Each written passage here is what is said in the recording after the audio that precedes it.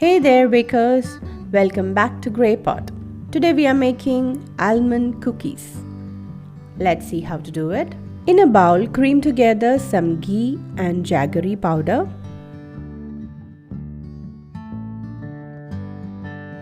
Once it becomes light and fluffy, add in some wheat flour, almond flour, cardamom powder and some baking powder.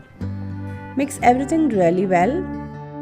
Slowly mix it using your hand until a dough forms.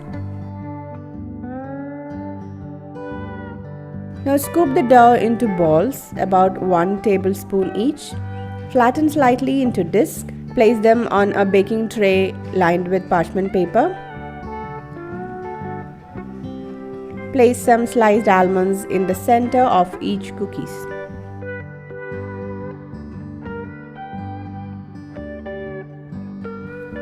And bake this at 180-degree preheated oven for around 15 to 20 minutes. Remove it from the oven and let it cool on the baking sheet for 5 minutes. And that's it, our almond cookies are ready. Thanks for watching. Do give this a try. Don't forget to subscribe and hit the notification bell for more recipe videos. See you in the next video.